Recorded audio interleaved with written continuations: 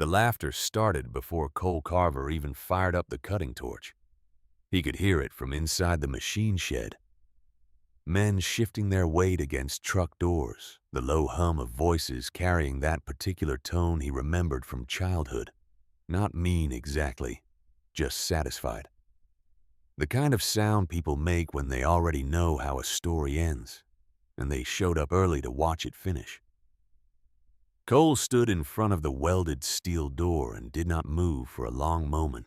The door was massive, wider than he remembered from childhood. Taller somehow, like it had grown heavier with time.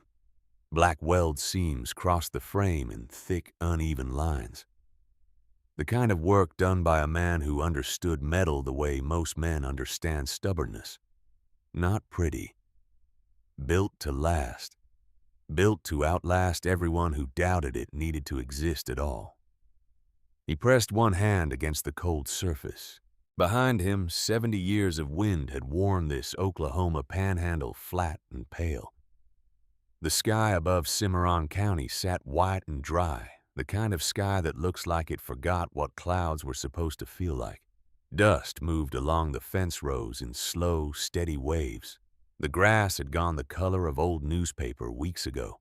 Cole exhaled slowly and picked up the torch. If you have ever stood in front of something that belonged to a dead man who trusted no one alive with the reason he built it, you understand what that moment felt like.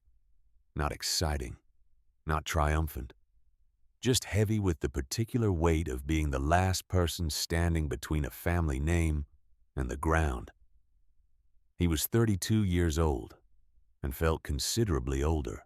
3 weeks earlier, Cole had driven his truck across the cattle guard onto Carver land for the first time in 4 years. The engine ticked in the heat as he killed it. He sat there looking through the windshield at what the ranch had become, and for a long moment he did not get out. The fences leaned, not collapsed, not broken, just leaning the way things do when nobody has had time or money to fix them for years. The pasture to the west had gone pale and cracked in long, shallow lines. The windbreak trees along the north edge looked thin against the sky. The machine shed roof had lost 2 sections of corrugated tin, and the gaps showed dark against the afternoon light. And in the middle of all of it stood Willa Carver, 72 years old, thin, straight as a fence post, that had never once considered leaning. She wore a faded canvas jacket despite the heat, and old leather work gloves she had probably owned for 20 years. She was standing beside the machine shed, looking at something in the middle distance that Cole could not identify from the truck. She did not wave when he climbed out, did not walk toward him, just nodded once the way people nod when they expected you, but are not particularly surprised. Cole carried his bags inside without saying much. The kitchen looked exactly as he remembered it, except smaller. The same box fan in the corner window, the same chipped enamel coffee pot on the stove. The smell of the house was dry timber and old iron and something that reminded him of his grandfather, even though he had never met the man. That first night they ate beans and cornbread at the small table, while the fan rattled and the wind pushed at the windows the way wind does in the panhandle. Not violently, just persistently, like it was reminding the house it was still out there. Cole had come back because there was nowhere else to go. The repair company in Amarillo had folded after a private equity group bought 3 competing service chains and drove the independent shops out in 18 months. Cole had watched it coming for a year and done nothing useful about it. His apartment went next. His marriage had ended the year before that. Quietly, the way marriages end when 2 people have been polite strangers for long enough that the divorce feels less like loss and more like paperwork.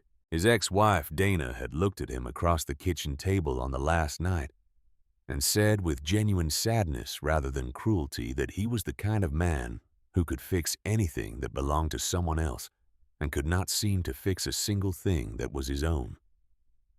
That sentence had been living inside him for 11 months. He was on his second cup of coffee when Willa pushed back from the table and went to the counter. He heard a drawer open, a long pause. Then she came back and set a bundle of envelopes on the table in front of him without meeting his eyes. Cole looked at them. Prairie State had been his assumption. It was always Prairie State out this way. But the return address read, Cimarron Agricultural Bank. He picked up the first envelope, then the second, then the third. 3 foreclosure notices. The most recent dated 6 weeks ago. Final notice before property review. He looked up at Willa. She had sat back down and was looking at her coffee cup. September 14th. Cole said quietly, "That is 51 days." Willa did not answer immediately. She turned her cup slightly on the table, a small, careful movement. Then she looked out the window toward the dark shape of the pasture. "Your great-grandfather believed this land could not die," she said, not slowly like everything else around it. "He said the land here remembered water even when the sky forgot it." Cole looked at the foreclosure notice in his hand, and then out the window at the cracked earth and the pale dead grass stretching toward the fence line. He thought about the last well-depth report he had seen tacked to the feed store bulletin board. 3 ranches in the county had lost pressure completely in the past 60 days. The reservoir north of Boise City was sitting at 11% capacity. He set the notice down carefully. "Willa," he said, "the land is cracked down to the subsoil. The grass is dead from here to the highway. What does your great-grandfather believing something about water have to do with September 14th? She looked at him then. Not unkindly, not defensively. Just steadily, with the particular patience of someone who has been waiting a long time for the right person to ask the right question in the right room. "Come with me tomorrow morning," she said, "before anyone is awake." Cole did not sleep well. He lay on the narrow bed in his old room and listened to the wind and looked at the ceiling and thought about Dana's voice on that last night and the way the Amarillo shop had looked on the morning he turned in his keys and the particular silence of an empty apartment. When you realize you have organized your life around other people's problems for so long that you have nothing of your own left to go back to. He thought about the foreclosure notice on the kitchen table. He thought about the date, September 14th. The way you think about a deadline when you know the number is real and the consequences are not abstract. At 4 in the morning, he gave up on sleep and made coffee and stood at the kitchen window watching the dark. Before first light, Willa appeared in the kitchen doorway fully dressed. She took her coffee without speaking and walked outside. Cole followed her around the back of the machine shed to the north end of the property, and that was when he saw it for the first time as an adult. He had seen it as a child, distantly the way children notice things that belong to the adult world of locked doors and unasked questions. A room attached to the back of the machine shed, steel-walled, sealed along every edge, with heavy weld seams that had blackened over decades into something that looked almost permanent. A single door frame built from square-cut steel stock welded shut at top-bottom, and both sides in thick overlapping passes. It was bigger than he remembered. Maybe 12 feet wide and 10 feet deep, the walls running straight and tight against the north face of the shed. "Who built this?" Cole asked. "August Carver," Willa said. "Your great-grandfather." Cole touched one of the weld seams. The metal was cold even in the early heat. The welds were old, but solid, the kind of craftsmanship that does not announce itself. "When?" "November 3rd, 1954, she said. 2 weeks after the county water board called him uneducated in public at the township meeting. Cole looked at her. They laughed him out of the room, she said. He had come with soil samples in glass jars and hand-drawn maps of underground water movement, and they told him he was a farmer who should leave the science to the scientists. One of the board members called him, she paused, a man who farms by feeling instead of fact. Cole looked at the sealed door. What did he do after that? He came home and finished welding this shut, she said. And before he sealed the last section, he told your grandfather something. She looked at the door. Open it only when the land starts dying again. Not when it gets hard. When it starts dying. The wind moved through the dead grass around their boots. Cole looked north across the county, toward where the distant shapes of neighboring farms sat pale and still in the early light. 3 ranches openly for sale. 2 more in foreclosure proceedings. Feed prices up 40%. The county was not getting hard. The county was dying. He looked back at the door. All right, he said. The first people arrived while Cole was getting the cutting equipment from the shed. He heard the truck before he saw it gravel under tires on the road out front. Then another. By the time he had the torch assembled and the gas lines checked, there were 7 vehicles lined along the fence. Word travels fast in small counties. It always has. Some combination of scanner traffic and feed store gossip, and the particular telepathy of communities small enough that everyone already knows which direction trouble usually walks from. Cole recognized most of the trucks. Wade Boone's dented green pickup with the broken tailgate parked first like he had driven fast to get a good spot. 2 trucks belonging to the Hendricks brothers from the east section. A county extension office sedan that had no business being there on a Saturday.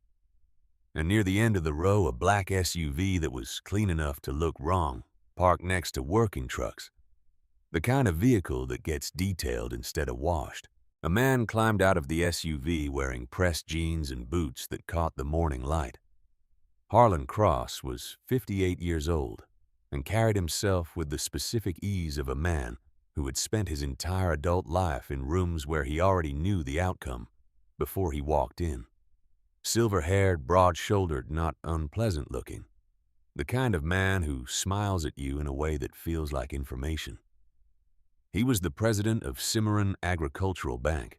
He did not walk to the fence immediately. He leaned against the hood of the SUV and watched. Beside him, a younger man climbed out carrying a laptop bag over one shoulder. Early 30s, sharp haircut. Good sunglasses. Sawyer Flynn worked as an agricultural consultant out of Amarillo and had been brought in by Harlan Cross to run soil productivity assessments across western Oklahoma. He looked at the sealed room with the expression of someone who had been told a story and arrived to confirm it was not interesting. Wade Boone had set up a folding chair beside his tailgate. He held a thermos and grinned at Cole across the fence like a man at a county fair. "Morning, Cole," he called out. "What exactly do you expect to find in there?" Cole did not answer. "What do you know about that room Willa somebody else called?" Willa stood 10 feet behind Cole. She held a coffee mug in both hands and looked at the sealed door and did not respond to the voice. Harlan Cross walked toward the fence slowly. He folded his arms against the top rail and looked at Cole with the patient expression of a man who believes he is watching something inevitable. "Cole," he said, "you know there are better uses of a Saturday morning." Cole checked the torch connection. Harlan's voice stayed pleasant. "Your grandmother has options she has not fully considered. Cimarron Agricultural is prepared to offer fair value on this property before the review process has to move forward. That conversation does not have to end the way it is heading." Cole looked up at him. "Nobody is selling," he said. Harlan smiled in a way that did not reach his eyes. "Of course," he said. Sawyer Flynn had walked to the fence and was studying the sealed room with something between professional curiosity and thinly veiled condescension. He said something to Wade Boone too quietly for Cole to catch, and Wade laughed. Cole lowered the welding mask over his face. The world went dark behind the scratched glass. He could still hear them, the low conversation, the occasional laugh. Wade Boone's voice carrying some story about the last time someone in the county had tried to do something similar with an abandoned grain elevator in 1987. The story was not about anything in particular. It was just a way of filling the air with the sound of people who are certain they already know what they are watching. Cole squeezed the torch handle. Fire hit steel. The sound of it changed everything. Not dramatically, not with a gasp, but the voices behind him shifted. Register, dropped lower, became something quieter. There is something about the sound and light of a cutting torch at work that commands attention, even from people who came to laugh. The metal smelled like age burning away. Cole worked slowly along the bottom weld first. The seam resisted. August Carver had used railroad-grade steel on this frame, the kind built to hold rail joint pressure, and he had welded it in multiple passes the way a man welds something he intends to be permanent. Cole had spent 10 years repairing agricultural machinery, and he recognized the work immediately. This had not been done in an afternoon. This had been done by someone who understood metal and had decided permanence was the point. An hour passed. Then another.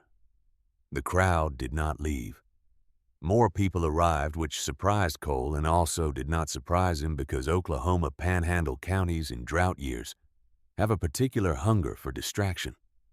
And a man cutting open a room that has been sealed for 70 years is better entertainment than most things a Saturday morning offers. By 9 o'clock, there were nearly 30 people along the fence and road edge. Women had come in from town. Teenagers held phones up for video. An older couple sat in lawn chairs in the truck bed of someone's pickup like they had come for a game. Wade Boone was holding court near the gate, telling anyone who would listen about the various theories that had floated through the county over the decades. Gold. Some people said, though, nobody ever explained where August Carver would have gotten gold on a dryland farm in 1954. Old weapons, someone else had suggested once. A man said government documents, though he could not say which government or which documents. The theories had gotten more elaborate with every generation, because the room had stayed sealed, and sealed things invite invention.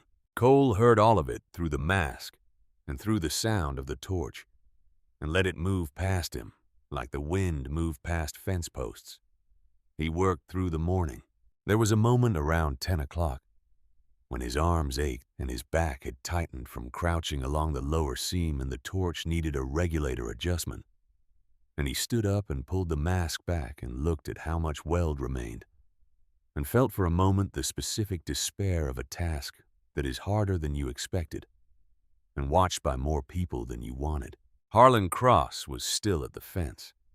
He had moved into the shade of a cedar post and was speaking on his phone, but his eyes stayed on Cole. Sawyer Flynn had taken out his laptop and appeared to be working, which struck Cole as either genuine indifference or a performance of it. Wade Boone shouted, "Cole, I brought extra lawn chairs if this takes till Tuesday." Laughter moved through the crowd. Cole put the mask back down. Willa had not moved from her spot behind him in 4 hours. She stood with her coffee mug, which was long empty, and looked at the door with an expression Cole could not read from inside the mask. Not hopeful exactly. Not fearful. Something more settled than either of those things, the expression of a woman who has waited a long time for one specific moment and intends to be present for it, regardless of how long it requires. Cole fired the torch again. By noon, the upper horizontal seam had split in a 14-inch section. The door groaned once, a low sound that came from somewhere in the metal's memory, and several people along the fence stepped back slightly without apparently deciding to. Harlan Cross put his phone in his pocket. Sawyer Flynn closed his laptop. Cole shut off the torch and set it down and picked up the heavy pry bar from the ground beside him. He straightened slowly. His shoulders ached. Dust had settled into the sweat on his neck and arms. He looked at the door for a moment, and then he looked back at Willa. She gave him one small nod. Cole put the pry bar into the split seam at the upper corner and pushed. The metal screamed, not metaphorically. The actual sound of compressed air and settled rust and 70 years of pressure releasing at once produces a sound that is half mechanical and half something older. The kind of sound that makes people go quiet without knowing why. The crowd along the fence went completely silent. Cole pushed harder. The door moved 2 inches, then stuck. He repositioned the bar and pushed again with everything he had. 4 inches. 6. A cold, dark smell moved out through the gap. Not bad, not rotten. Just old. The particular smell of enclosed dry air that has not moved since Dwight Eisenhower was in his first term. 8 inches. Cole grabbed the edge of the door with both gloved hands and pulled. The hinges gave a sound like a single low note struck on a very old instrument, and the door swung open. Darkness inside. Complete darkness, the kind that has been absolute for so long it feels almost solid. Wade Boone from the fence, with the flat certainty of a man who has been building toward a punchline all morning, bet it. Smells like disappointment in there. A few people laughed. Nervous laughter, the kind that fills silence because silence feels worse. Cole went to the shed and took an old electric lantern from the wall hook. Checked. The battery clicked it on. Weak yellow light. He carried it to the open door and held it inside. The light reached. Cole stopped breathing. Steel shelves ran along both walls from floor to ceiling. Wooden crates stacked 2 and 3 high. Hundreds of glass jars sealed with wax and labeled in faded pencil script, red-kerneled seed visible through the glass, dark and dense and somehow still perfect-looking after 7 decades. Rolled maps tied with twine. Metal weather instruments wrapped in cloth. Coils of copper wire beside hand-built gauges. And notebooks, dozens of them stacked and bound with leather cord filling the lower shelves in careful rows. In the center of the room stood a single wooden table. On the table open, a notebook lay waiting under a thin film of dust. Cole stepped through the doorway. His boots on the concrete floor sounded wrong in the enclosed space, too loud, too present against the accumulated silence. He walked to the table slowly and looked down at the open notebook. The handwriting was pencil careful and unhurried, the script of a man who wrote like he did everything else with intention rather than speed. Cole read the words on the first page. When the land starts dying again, this will matter. He stood there for a moment. Then he looked up and back through the open door at the crowd along the fence. At Wade Boone, still half smiling, waiting for the punchline. At Sawyer Flynn, now standing with his arms crossed and a look on his face that had shifted from amusement into something Cole could not quite name. At Harlan Cross, who had gone very still against the fence post, who was not smiling at all, whose eyes moved slowly across the open doorway with an expression Cole had not seen on him before. Not surprise, recognition. Cole looked back at the notebook, then at the shelves, then at the glass jars with their careful labels in his great-grandfather's handwriting. Carver Dryland Red, 1954. Row after row of them in the lantern light. He thought about the soil reports he had read in the past 3 weeks, the well pressure data, the 3 ranches in foreclosure, the 4 more listing quietly, the county reservoir at 11%. He thought about Harlan Cross's face when the door opened, and for the first time since driving back across the cattle guard, with nothing but a truck and a failed marriage and a job that no longer existed, Cole Carver stopped looking at the Carver Ranch like a man who had come home to watch something die. He picked up the notebook carefully. Outside, the crowd was still talking. Somewhere, Wade Boone was making another joke. The wind moved through the dead grass of the panhandle with the same patience it always had. The sky stayed white and dry. Cole opened to the next page. August Carver's handwriting filled it edge to edge. He read until the lantern battery started weakening, until the yellow light thinned, and the words on the pages became harder to follow, until Willa finally stepped through the doorway and touched his shoulder, and said simply that it was getting late. Cole closed the notebook slowly. Outside, the crowd was gone. The fence line stood empty, the tire tracks in the dust, already filling with the evening wind. Only Wade Boone's folding chair remained left behind, in the rush of people realizing the entertainment had ended without the explosion they came for. Harlan Cross's black SUV was long gone. Sawyer Flynn's rental car, too. The Panhandle evening had settled across the ranch the way it always did, quietly, with the particular finality of a place that does not wait for people to finish their thoughts before moving on. Cole stood in the doorway of the open room and looked at the shelves one more time. Then he looked at Willa. She was watching him with the steady patience she had carried all day, the expression of a woman who had been holding something in trust for a very long time, and was now watching the person she had been holding it for begin to understand the weight of what they had just been handed. Cole said he knew, didn't he? August knew exactly what was coming. Willa looked at the shelves. Then she said he knew what was already here. He just understood it would matter more later. That night, Cole did not go back to bed. He sat at the kitchen table with 3 of August's notebooks spread open in the lantern light, the power having gone out sometime after midnight, as it occasionally did when the county grid ran thin in summer heat. He made coffee on the gas burner and read. August Carver had spent 30 years writing down things nobody asked him to write down. Rainfall by date and intensity going back to 1924. Evaporation rates measured with a hand-built gauge mounted on the north fence post. Soil temperature at 4 inches and 12 inches taken every week across 5 different sections of the ranch. Creek flow measurements from the seasonal draw that crossed the southwest corner. Wind direction logged morning and evening for decades.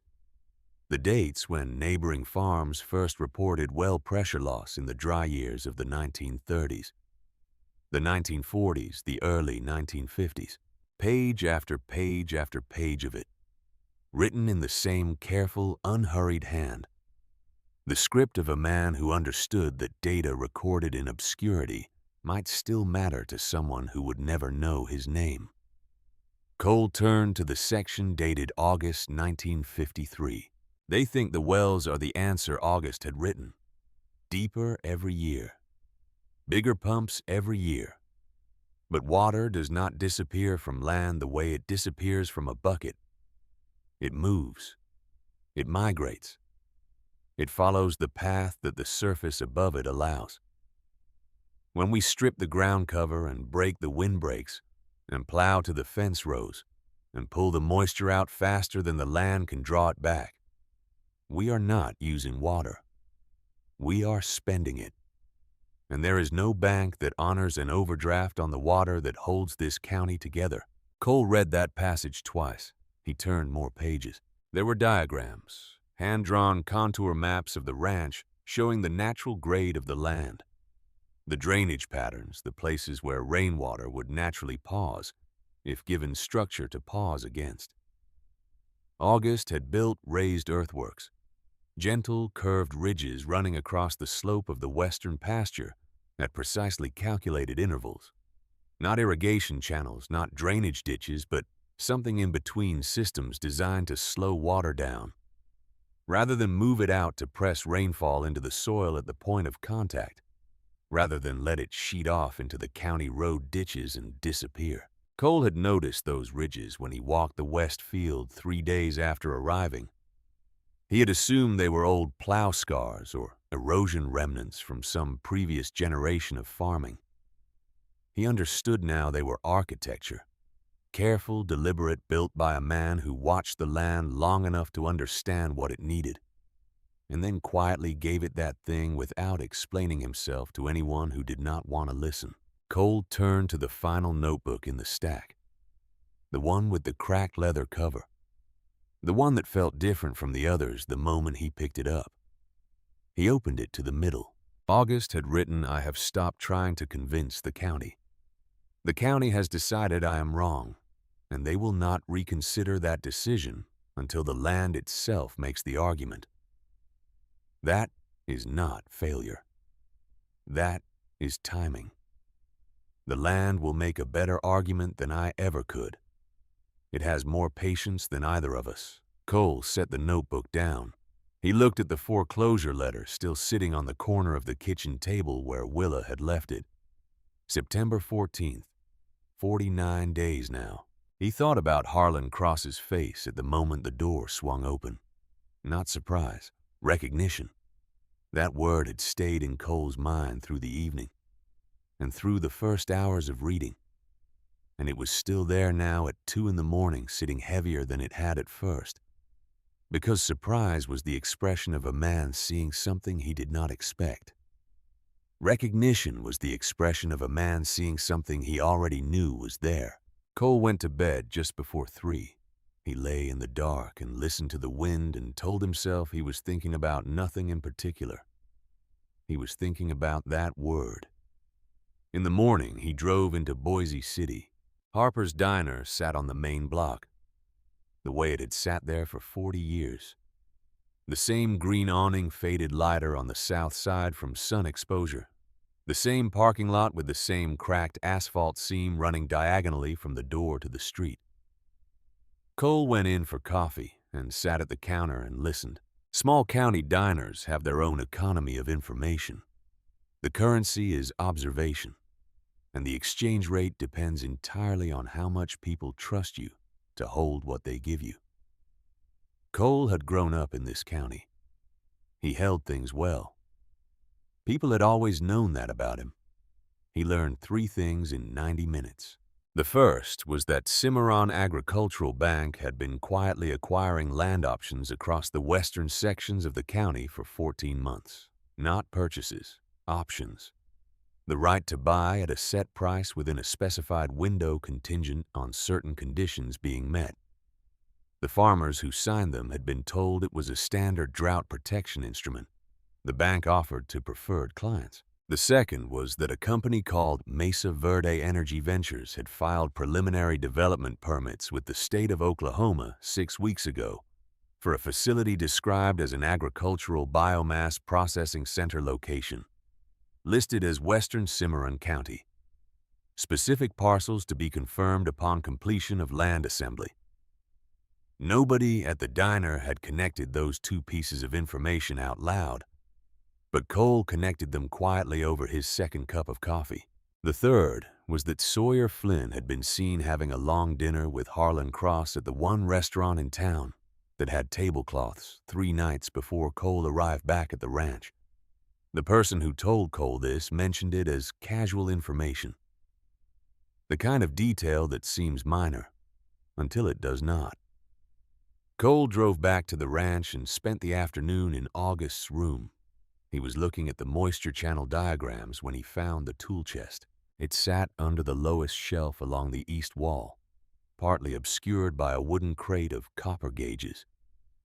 He had moved the crate to get a better look at the ventilation channels August had built into the floor when the edge of the tool chest caught his boot. He looked down. Then he crouched. The chest was old. Rust at the corners. A flat lock that had corroded open at some point. He lifted the lid. Standard tools, wrenches, and drivers, and a small ball-peen hammer. The kind of basic kit that belonged in any farm workshop. He started to close it. Then he noticed the weight was wrong. Cole lifted the tray of tools out. Underneath it, the bottom of the chest sat too high by roughly 2 inches. He pressed his thumbs along the edge. A seam. He worked his fingers under one corner and pulled. The false bottom lifted cleanly the way something lifts when it was designed to lift rather than forced. What was inside was not old. Cole understood that immediately. The papers were too crisp, the ink too fresh, the folder stock too recently manufactured to have come from 1954. He lifted the bundle out carefully and carried it to the work table under the lantern. It took him 3 readings of the first document to accept what it was. A geological assessment report dated 22 years earlier, prepared by a firm called Arbuckle Land Sciences out of Oklahoma City, commissioned by Cimarron Agricultural Bank, and addressed to Harlan Cross by name as the receiving officer. The report was 47 pages long. Cole did not read all of it that afternoon. He did not need to. The executive summary was one page. It stated clearly that 3 separate geological surveys conducted across western Cimarron County had identified a naturally recharging shallow aquifer system underlying approximately 4,000 acres of the western township, with the highest natural recharge concentration located directly beneath what the report identified as the Carver property parcels 7, 8, and 11. The report further noted that unlike the declining Ogallala Formation underlying most of the region, this localized system showed active annual recharge from seasonal subsurface movement, connected to a deeper limestone shelf formation. It was, the report said, one of a small number of sites in the Oklahoma Panhandle where groundwater loss from agricultural overdraft was naturally offset by geological replenishment. The report concluded with a section on development value. Cole read that section twice. Then he sat down on the wooden crate beside the table and looked at the far wall for a while without reading anything. Willa appeared in the doorway. He held up the report without speaking. She came to the table and read the summary. Her expression did not change in the way most people's expressions change when they read something that explains a 20-year injustice. She just went very still, the way a person goes still who has suspected a thing for a long time and is now simply watching the suspicion become confirmed rather than learning anything genuinely new. He knew, Cole said. The whole time. 22 years ago, his own bank paid for this assessment. Willa set the report down carefully. He sent the first foreclosure notice 14 months after this report was filed, Cole said. She nodded once. All those letters, Cole said. All those appraisers he sent out here.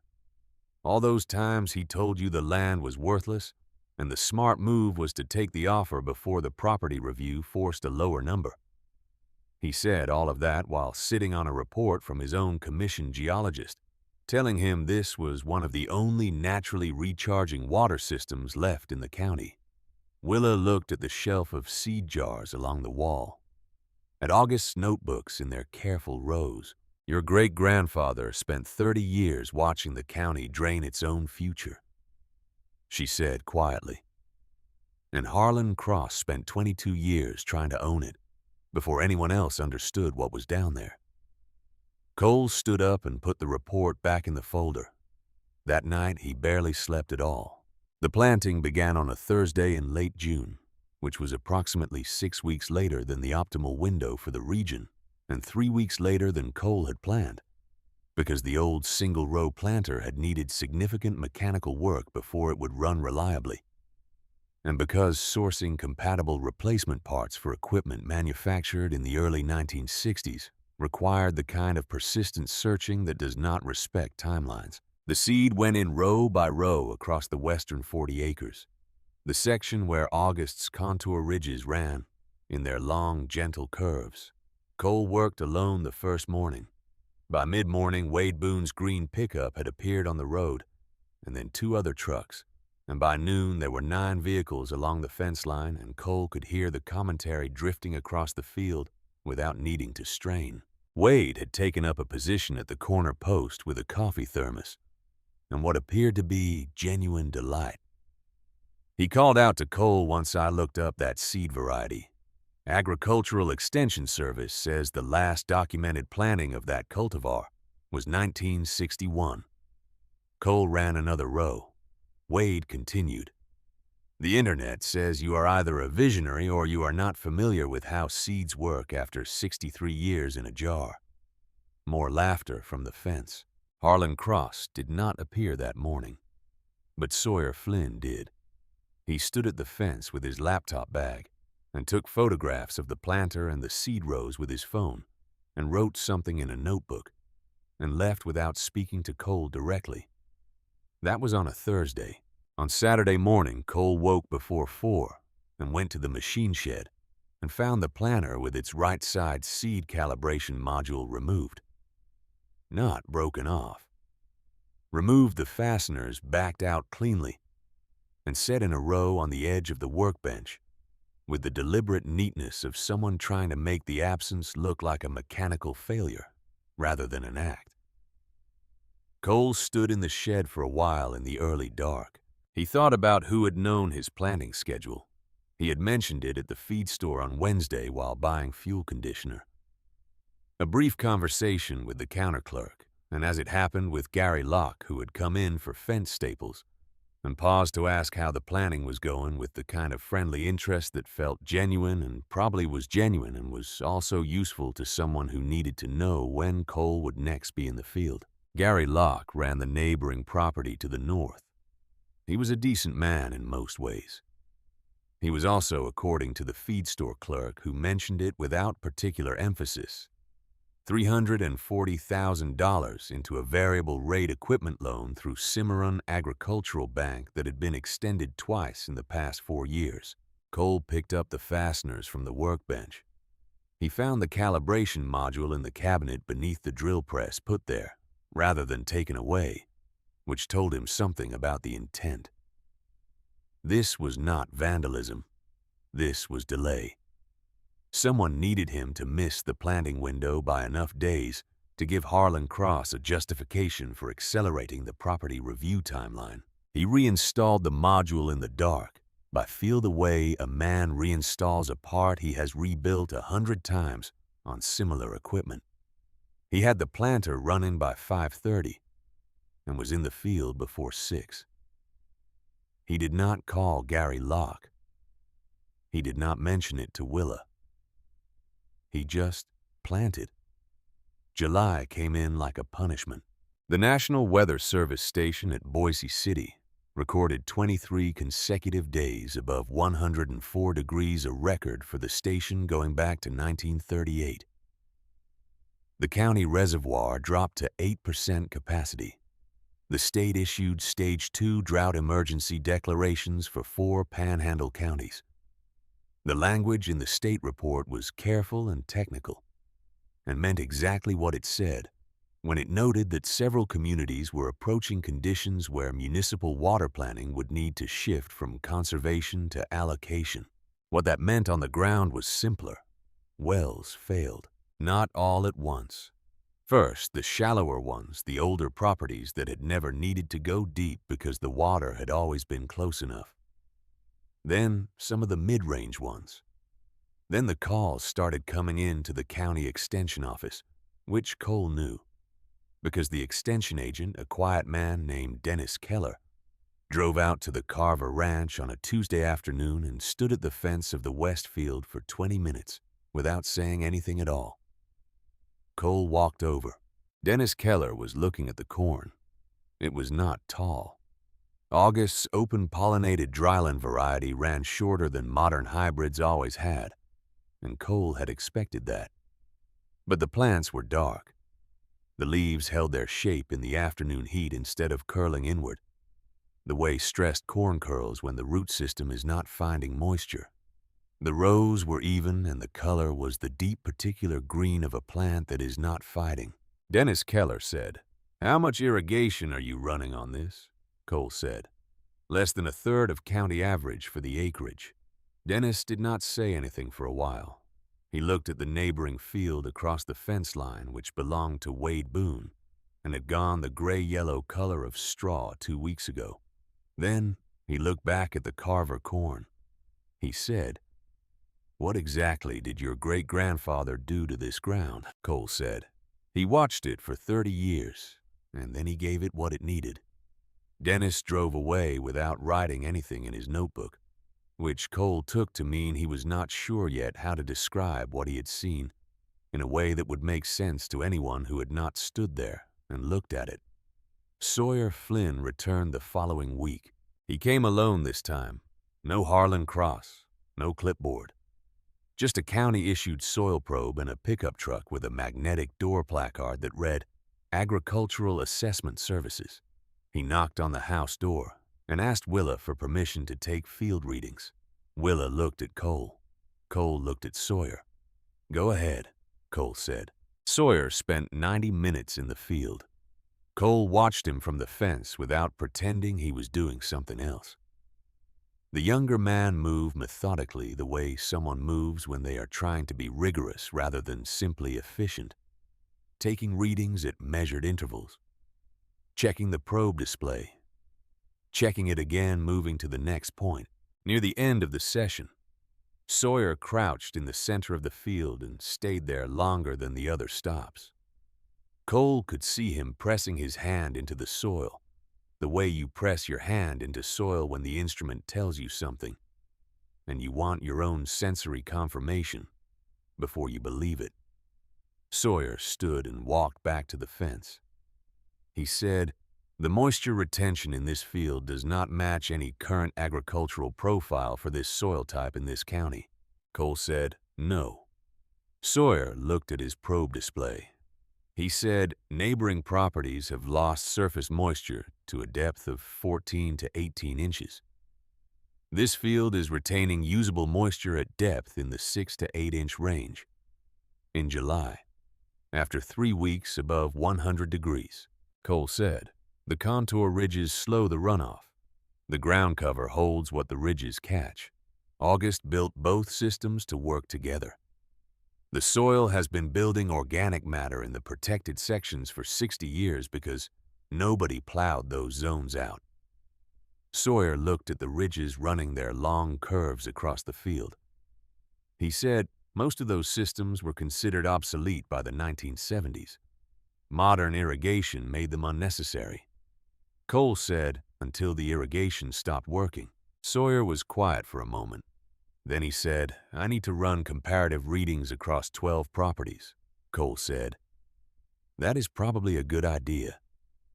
Sawyer left. Cole watched the truck go down the road and then stood in the field for a while in the late afternoon heat. The corn moved softly in what little wind there was. Around him, the county sat pale and silent and exhausted under a sky that showed no interest in changing. He thought about August writing in 1953, "The land will make a better argument than I ever could." He was beginning to understand what that meant. The foreclosure deadline was now 19 days away. That evening, Cole found Willa sitting at the kitchen table with a photograph in her hands. Black and white, the edges soft with age. He had not seen it before. She did not offer it, and he did not ask. He made coffee and sat across from her, and they were quiet together for a while. Then Willa said, "I want to do something tomorrow." Cole looked at her.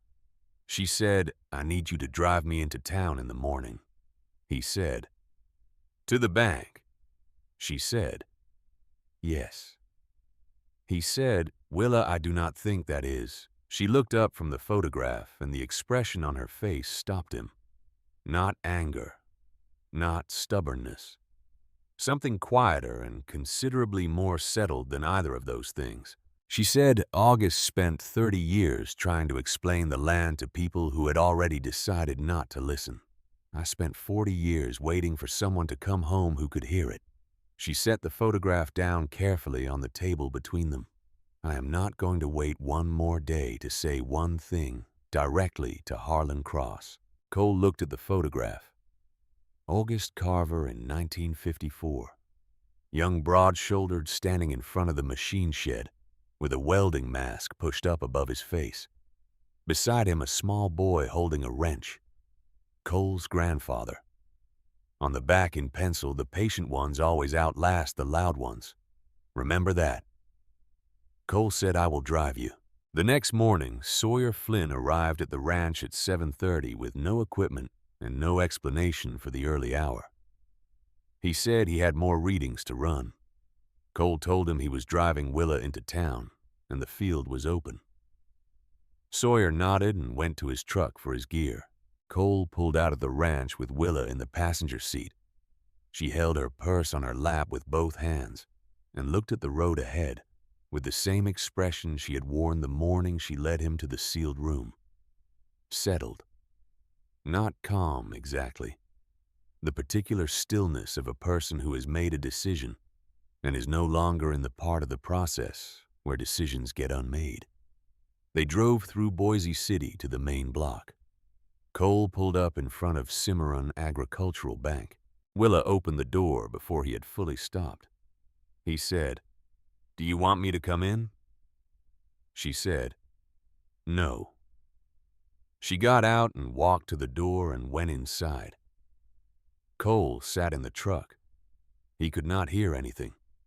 He watched through the plate glass window and could see the receptionist stand, and the waiting area and the edge of what was probably the hallway toward the offices, but he could not see Willa or Harlan Cross or anything that told him what was happening. He sat for 12 minutes. Then Willa came back out through the door and walked to the truck and got in and closed the door. Cole looked at her. She was looking straight ahead through the windshield. He said, "What did you say?" She said, "I told him I knew that he knew." Cole waited. She said, "I put August's 1912 survey map on his desk. The one showing the original spring system and the federal drainage easement. The one with the federal land office seal. I told him his father purchased the Cross family land based on that same underground system, and that Harlan had known that since he was old enough to read the title documents." Cole said, "What did he say?" Willa looked out the side window at the main street of Boise City, the hardware store, the grain co-op, the diner with its faded awning, the small visible geography of a county she had lived in for over 50 years. She said, "He told me I should be careful about making accusations based on old documents." Cole said, "And," she said, "I told him I was not making an accusation. I told him I was making an observation. I told him I had noticed that in 22 years of telling me my land was worthless, he had never once stopped trying to buy it." Cole looked at her. She opened her purse and took out the photograph from the night before. She had brought it with her.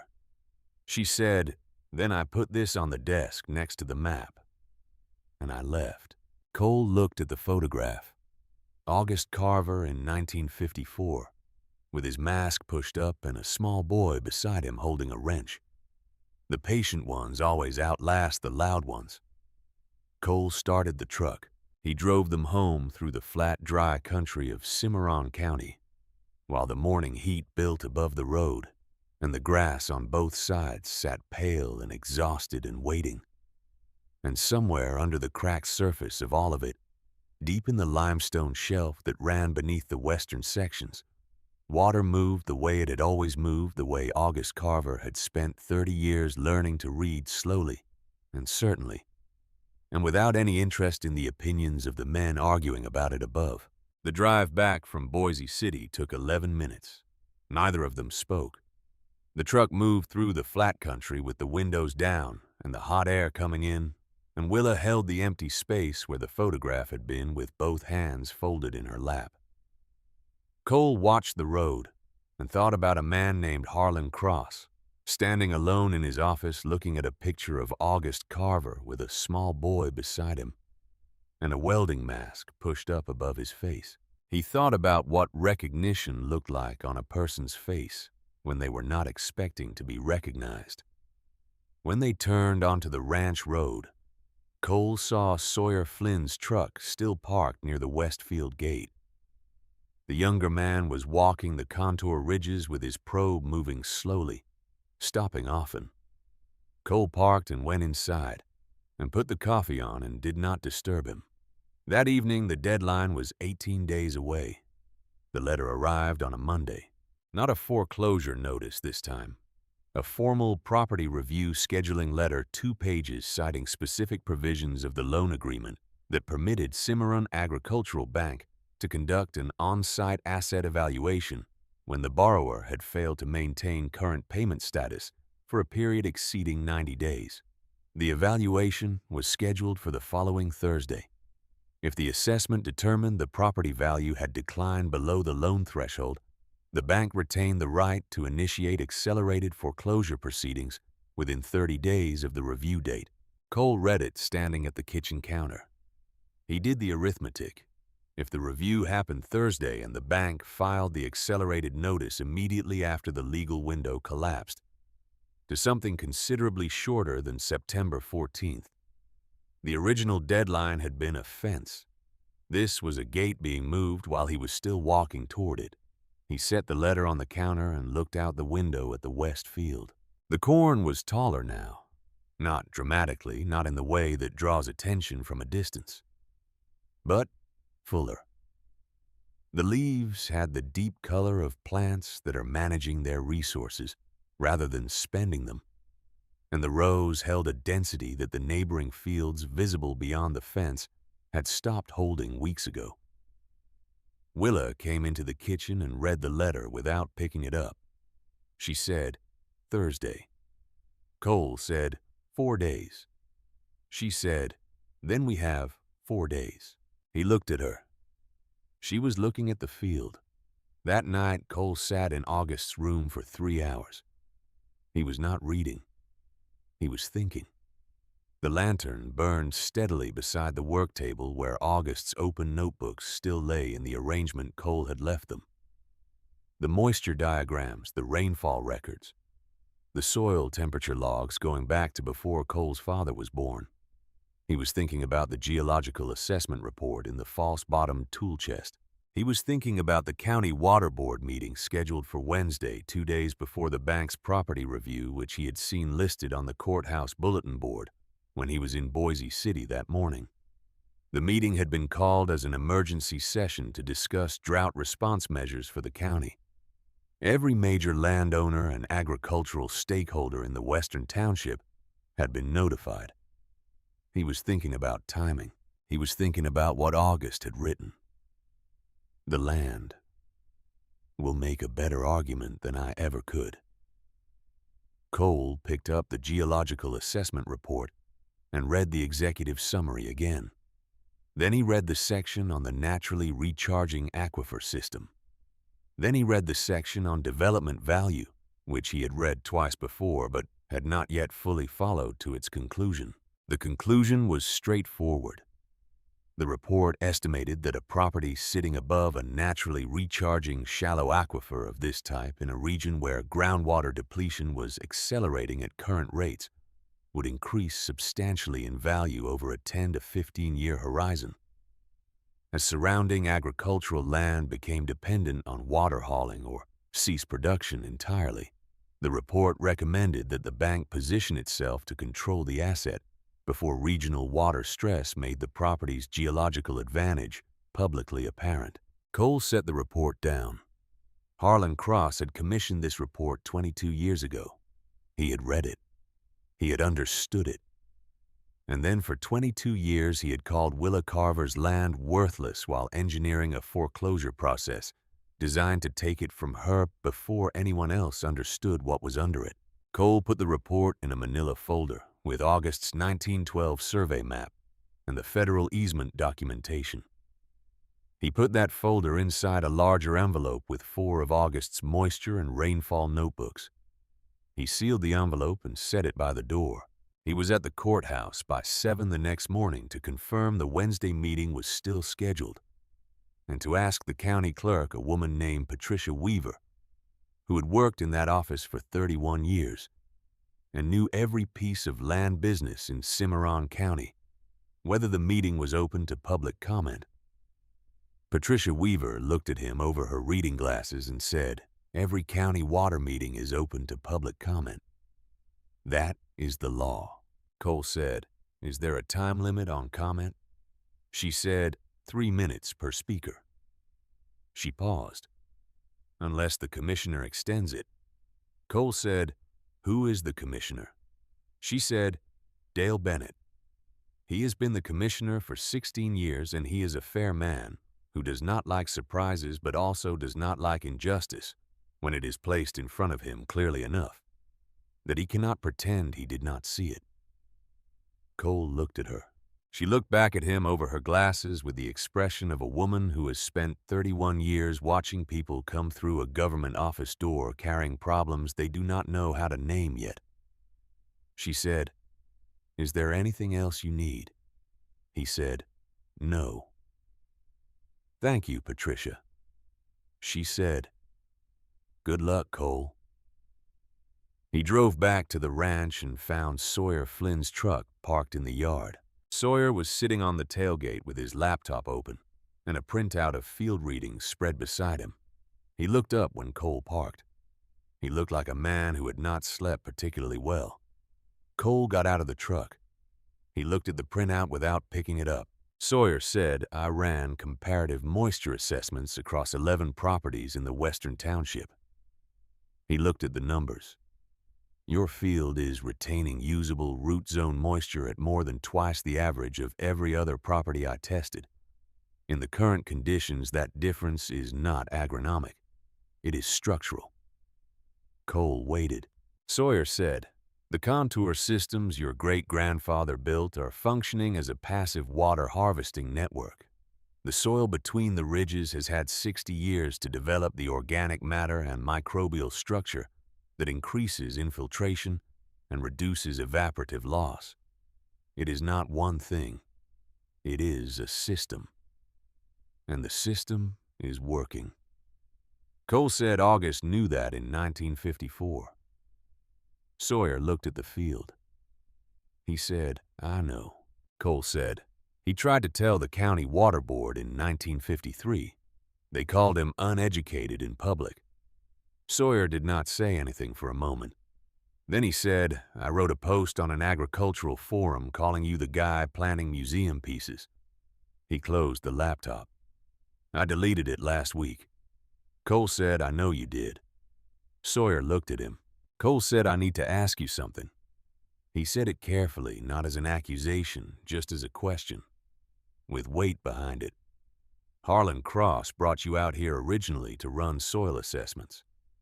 Did he ever show you a geological report on the water table under this property?" Sawyer went still. Cole said, "A detailed one. Commissioned 22 years ago. Arbuckle Land Sciences."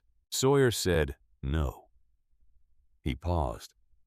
"But 3 weeks ago, he asked me to run a groundwater potential assessment for what he called general township planning purposes. He wanted the data delivered directly to him. Not filed with the county extension office, directly to him." Cole said he knew what you would find. Sawyer said, "I understand that now." Cole said, "I need you at the water board meeting tomorrow." Sawyer looked at the printout on the tailgate, at the numbers he had taken from 11 properties across a dying county, and one property that was not dying. He said, "What time does it start?" The Cimarron County Water Board meeting was held in the courthouse community room, a space designed for 40 people that had 63 in it by the time Cole arrived with Willow at 5 minutes to 7. Folding chairs filled the center and both side walls. Men stood along the back in the particular posture of people who expected to need to leave early, but had come anyway because the situation had reached the point where staying home felt irresponsible. Cole recognized most of the faces. Farmers from the western township, 2 men from the county extension office, the editor of the weekly paper, 3 people he did not recognize who had the look of people sent to observe rather than participate.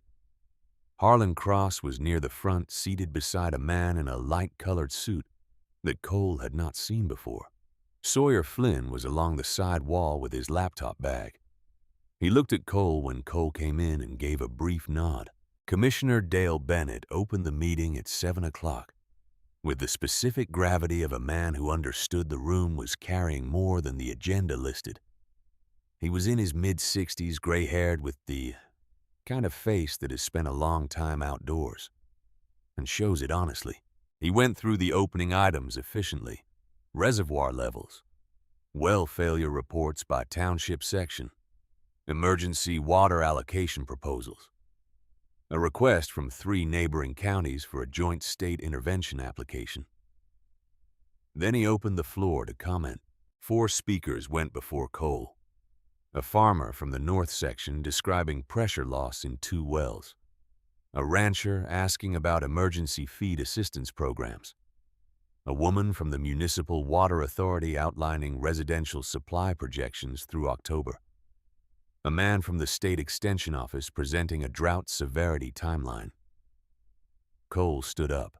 He said, "Commissioner Bennett, my name is Cole Carver. I farm the Carver property in Section 7 of the Western Township parcels, 7, 8, and 11. I have information relevant to the county's water situation that I believe this board has not previously had access to." He walked to the table at the front of the room and set down the envelope. Harlan Cross looked at the envelope. His expression did not change, but something in the way he went still was itself a kind of expression. Cole opened the envelope and laid August's survey map on the table first. Then the federal easement documentation.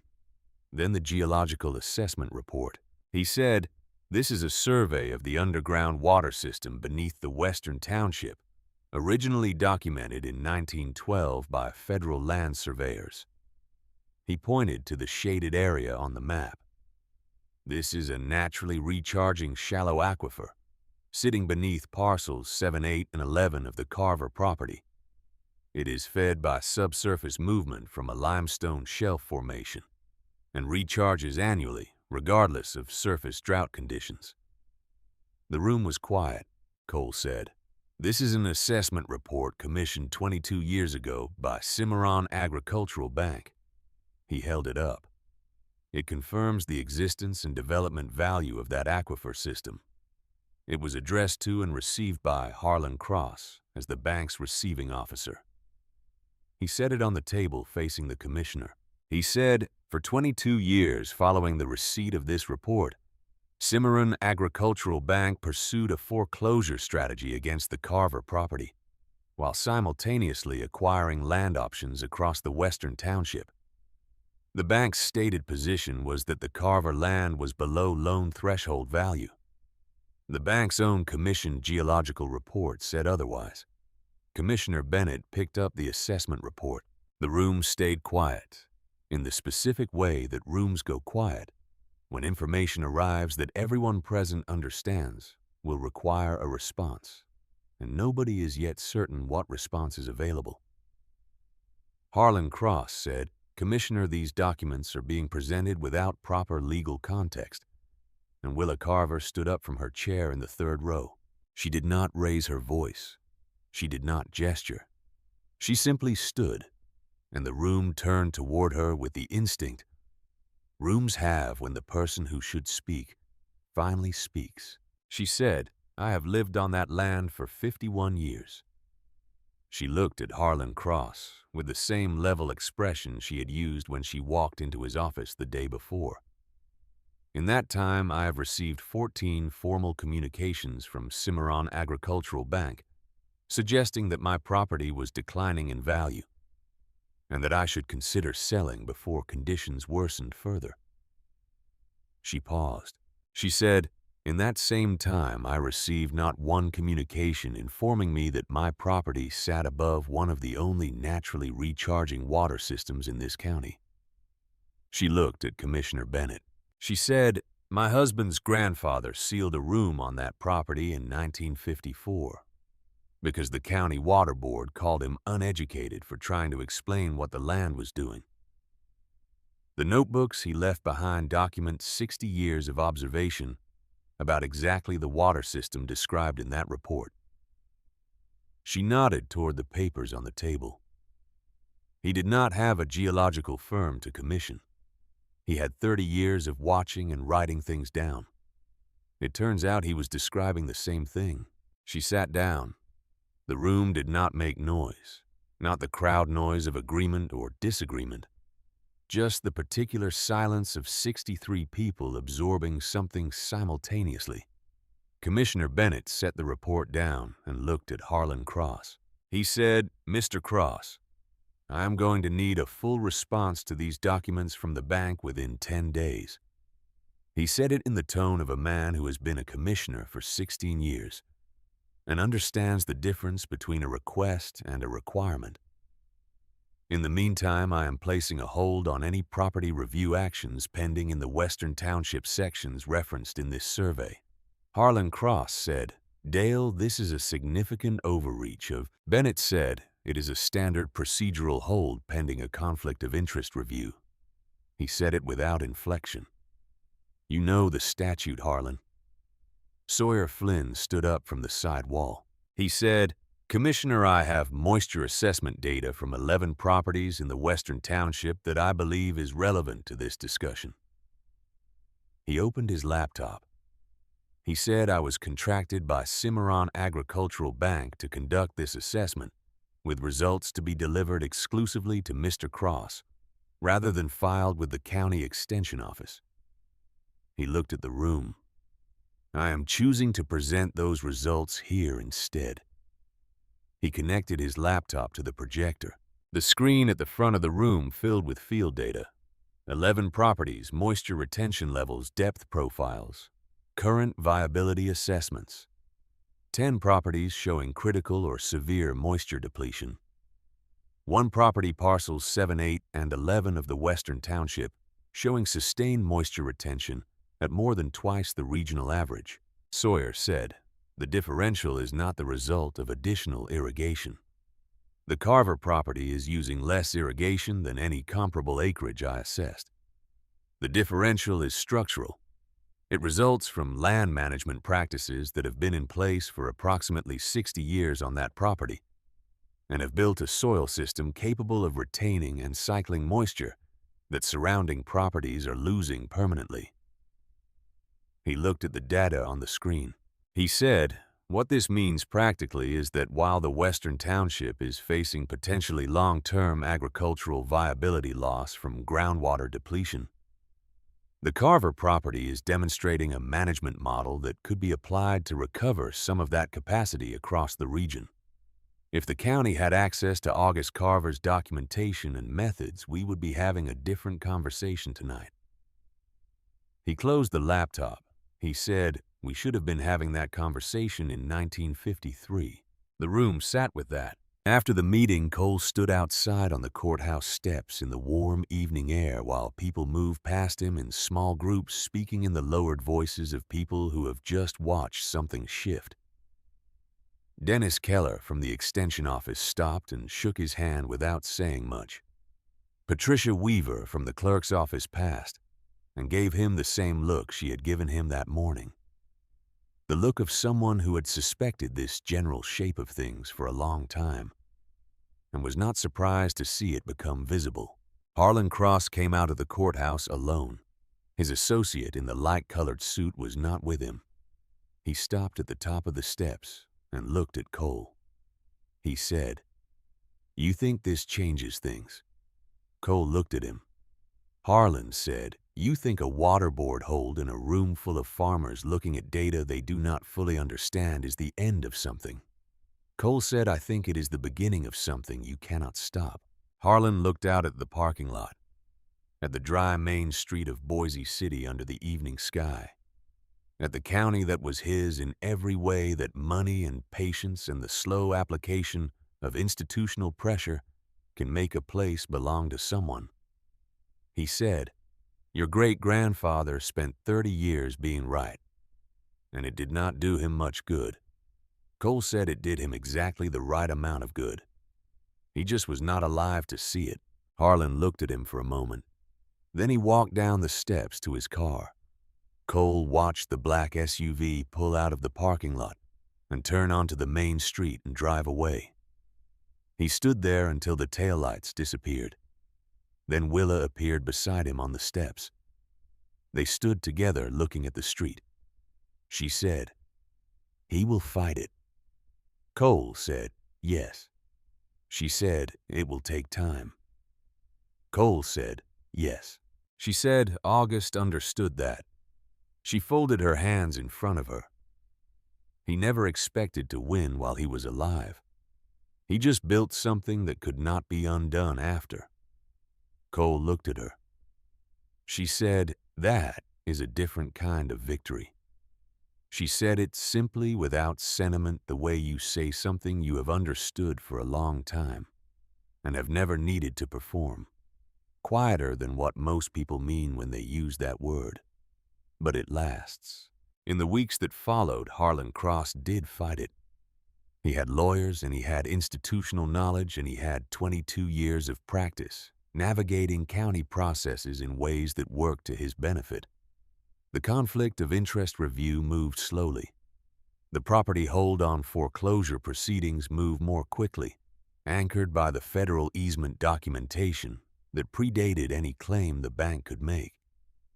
Cole spent 3 weeks working with a property rights attorney out of Guyman, who had seen similar cases, and understood the specific leverage that federally documented water easements carried against private lending instruments. The attorney's name was James Roth, and he was 64 years old and had grown up on a wheat farm 40 miles east of Boise City. And he read August's geological survey documentation and the bank's own assessment report, and sat quietly for a long moment before saying that in 32 years of property law, he had seen perhaps 4 cases where a family's historical documentation was this directly relevant to their legal standing. Cole asked him what the outcome of those 4 cases was. Roth said 3 of them took years. He looked at Cole. But the families kept their land. The mortgage restructuring was not simple, and it was not fast. But the federal easement established that the property carried water rights protections that predated the loan agreement and could not be extinguished through foreclosure without a legal challenge that would draw state-level attention to the bank's own assessment documentation.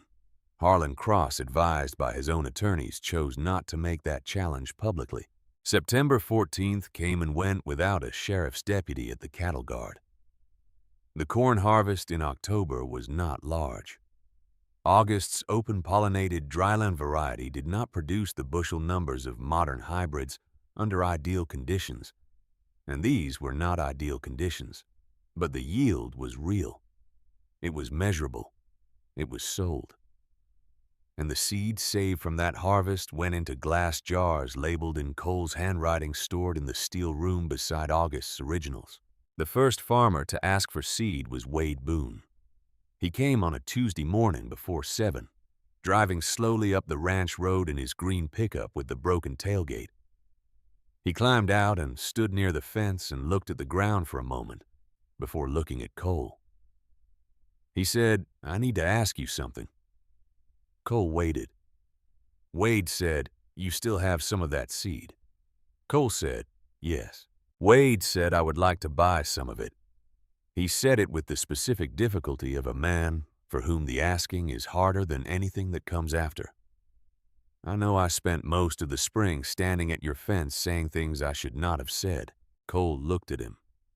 Wade Boone was not a bad man. He was a man who had done what his community normalized and had laughed at what his community agreed to laugh at, and had not looked any harder than the people around him, because looking harder had not yet been necessary. Drought had made it necessary. Cole said, "Come inside. I will show you what August left behind." By November, the machine shed had become something it had not been in 70 years. Farmers came on Saturday mornings with notebooks and questions instead of lawn chairs and commentary. Cole pulled August's moisture management diagrams off the steel room shelves and spread them on the long work table while men and women who had farmed the same county for decades looked at systems their own land had once supported before modern efficiency stripped them out. Willa sat at the end of the table on those mornings and answered questions in the way she had always spoken, directly and without performance, the way a woman speaks when she has stopped needing anyone in the room to validate what she knows. She explained the contour ridges. She explained the windbreak placement and the rotational ground cover zones and the principle August had written about in 1953, that water does not disappear from land the way it disappears from a bucket. It moves, it migrates. It follows the path that the surface allows. And a farmer's job is not to fight that movement, but to design the surface so the movement serves the land rather than abandons it. She said it the same way every time, because the people who most needed to hear it were hearing it for the first time every week. Sawyer Flynn came back in November carrying a cardboard box. He set it on the workbench inside the machine shed and told Cole it contained digital records he had organized from the comparative moisture assessments, cross-referenced with August's historical rainfall data, formatted for submission to the Oklahoma State Extension Service. Cole looked at the box. Sawyer said, "I also submitted a formal disclosure to the county extension office regarding the original assessment contract with Cimarron Agricultural Bank and the instruction to deliver results exclusively to Mr. Cross." He said it without drama, the way you say something you did because it was the right thing, and you do not need credit for it. Cole said, "Thank you." Sawyer looked at the maps on the wall, at the notebooks in their rows, at the seed jars still lined on the lower shelves. He said, "I came out here in June thinking I understood what good land management looked like." He paused.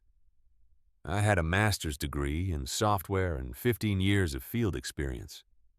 Cole said, and Sawyer said, "And a dead man from 1954 with glass jars and a pencil understood something about this land that none of my tools could have found without his foundation to stand on." Cole said, "He just watched it long enough." Sawyer said, "That is what I keep coming back to. He watched it long enough. He was looking at the notebooks. We stopped doing that. We replaced watching with measuring, and the measurements told us what was happening, but not what it meant over time." He was quiet for a moment. Then he said, "I'm going to teach a field methods course at the extension office in the spring." He looked at Cole. "I am going to start it with August Carver's rainfall records from 1924. Cole did not say anything. He looked at the shelves, at the rows of jars, at the careful columns of data August had written down alone in a room nobody was supposed to open, until the land started dying. The land had started dying, and then it had started explaining itself. Willa's health began failing in December, with the particular quietness of a person whose body has decided that the work is finished. Not dramatically. Not in a crisis that announced itself. Just a gradual settling the way energy withdraws from a place that has done what it came to do. She moved more slowly. She tired earlier in the evenings. She stopped walking the full perimeter of the west field in the mornings and walked instead to the first contour ridge and stood there for a while before turning back. Cole watched this without saying anything about it because she did not want anything said about it. One evening in late December, she asked him to help her out to the field at sunset. The harvest stubble stood across the western acres in pale, dry rows, the last light catching the tops of the cut stalks in a way that made them look almost golden. The sky above the panhandle had gone the deep orange it goes in winter when the air is dry, and the horizon is unobstructed for 50 miles in every direction. Willa stopped at the first contour ridge. She put one hand on Cole's arm for balance and looked out across the field. She said they laughed at him standing right here. The day after the water board meeting, 3 men came out to the field to laugh at the soil samples he was carrying. She was looking at something Cole could not see. He stood here, and he did not say anything to them. He just waited until they left, and then he went back to work. Cole said nothing. She said, "He told me once that the hardest thing was not being wrong. The hardest thing was being right too early for anyone around him to use it." She paused. The wind moved through the stubble very softly. She said, "Cole, he knew you would come back. He did not know your name. He did not know when. But he built everything in that room for someone who would come back when they had nothing left to lose and everything left to find." She looked at him. He was talking about you. He just did not know it yet. Cole looked at the field. She said, "I want you to know that I knew it too. When you drove up that first day and sat in the truck for a while before getting out." She smiled very slightly. "That is exactly what August would have done. They stood there until the light was almost gone. 3 days later, Willa Carver died at home in the early morning with rain falling outside her window for the first time since April. Not heavy rain, not a storm. Just steady, patient rain falling on the cracked ground of Cimarron County, the way rain falls when it has finally decided the land has waited long enough. Cole sat with her for a long time after. The funeral was on a Thursday. The road to the ranch filled in a way that surprised nobody who understood what the past year had meant to the county, and surprised completely the few people who still thought the Carver property was primarily the story of a foreclosure avoided. Farmers came. County officials came. Dennis Keller from the Extension Office. Patricia Weaver from the courthouse. Sawyer Flynn. James Roth, the attorney from Guyman. People Cole recognized and people he did not.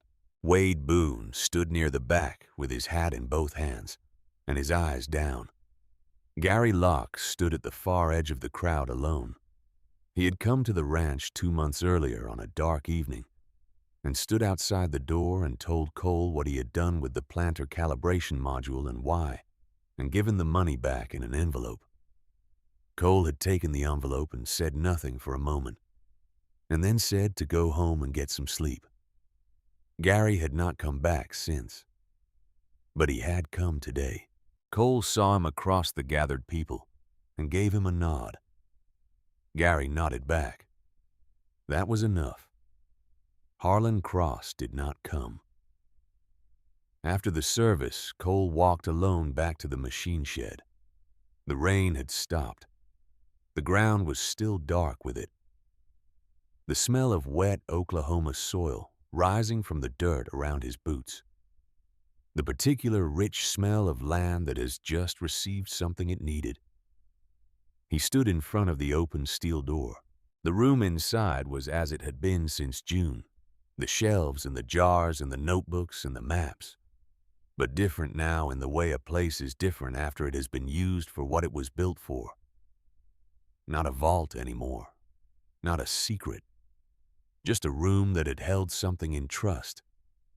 Until the right time. Cole stood there for a long while.